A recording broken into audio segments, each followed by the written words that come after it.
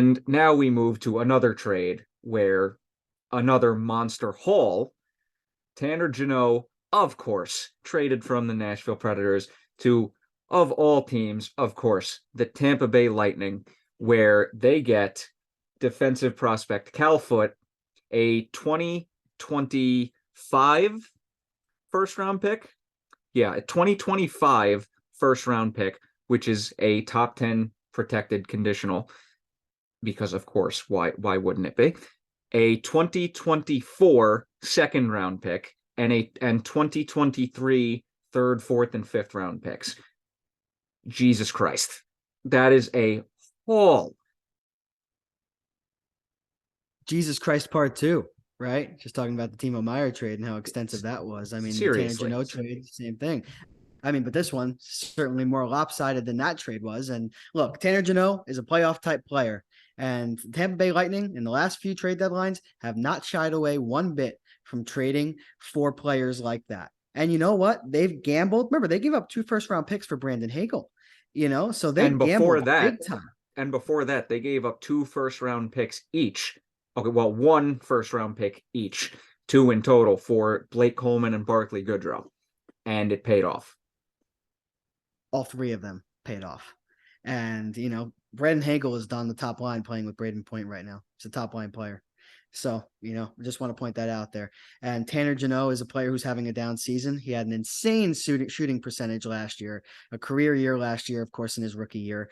And, he's 25 years old. He's at an affordable cap hit of $800,000. And that the Tampa Bay Lightning are cognizant of that. And I think it was very interesting that Julien Brisebois came out today with a statement saying, look, I understand that we gave up a ton in terms of draft capital, but what's important here is that this team is ready to win now. And the matter of the fact is the player that we draft in the summer is not going to help the team next year win a Stanley Cup.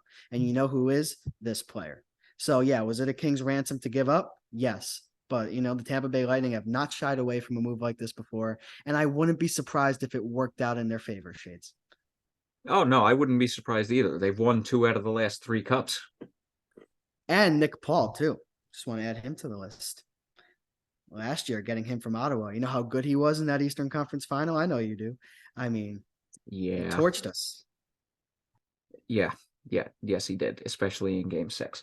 Oh, no, wait, excuse me. He also torched Toronto in Game 7, which, again, hilarious. Love that. And, again, like we said, this was a massive haul for Nashville. Tampa is not afraid to make these kinds of trades, as we all know. They've done it multiple times in the past, and with their window being wide open and them winning 2 out of the last 3 cups, being in the final of all 3, I mean, can you really blame them? Not really. Not at all. And I think the Predators absolutely nailed this deal. And, they killed Barry it. Trotz, we'll get to this, but Barry Trotz, is joining the front office of the Nashville Predators. And I think that he might have had an influence in this move alongside David Poile. And David Poile would be nuts to not accept this trade offer from the Lightning.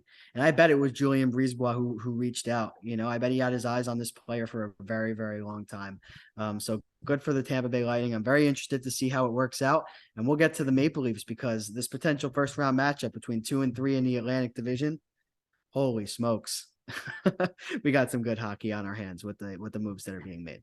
Yeah, and a very interesting note, Tanner Jeannot's cap hit is $800,000, and he is a restricted free agent at the end of this season. Time will tell if Tampa re-signs him. But speaking of trades that... Oh, what's up? Well, Nick Paul, he was re-signed by the Tampa Bay Lightning to a $4.15 million cap hit. So I think that's comparable to what Tanner Jeannot could get. Just wanted to point that out. So his cap hit's 3.15, but his salary is 4.15. All right. Well, like we said, this is a great pickup for Tampa. This is a great haul by the Predators. Again, we've said this on the show before, where Blake Coleman at the time, well, actually, Blake Coleman was worth way more of a first-round pick than Barclay Goodrow was. Was that an overpayment by Tampa? Oh, absolutely. Did it pay off for them? Yes. Could it pay off for them again? Yes. Is this also a massive overpayment? Yes. So I think, yeah. yeah, but when you've won two out of the last three Stanley Cups and you've been in three straight Stanley Cup finals, I don't think the fan base cares if you overpay for this type of player. And all other top end guys are locked up. And, Yep. these bottom six players are solidified, especially if they re-signed, Tanner Jeannot. Corey Perry keeps coming back on 1-year deals. Like I said, Nick Paul just got extended. Ross Colton, is on a rookie contract. I believe he might be a restricted free agent at the end of the year. And those are all crucial bottom six players who have really been good for them. And if you look at their last few years, Shades, during their, of course, 2 out of the last 3 Stanley Cups, look at these bottom six players that have come through the Tampa Bay Lightning and have exceeded elsewhere. Carter Verhaeghe with the Florida Panthers, Yanni Gourde with the Seattle Kraken, Blake Coleman with the Calgary Flames. His cap hit might not be great, but Barclay Goodrow with the Rangers, so you look at all of these guys, like, they the Tampa Bay Lightning know who they're picking up, and they are not going to overpay if it's not going to be a player who is going to significantly improve their roster. And I think Tanner Jeannot is going to do just that.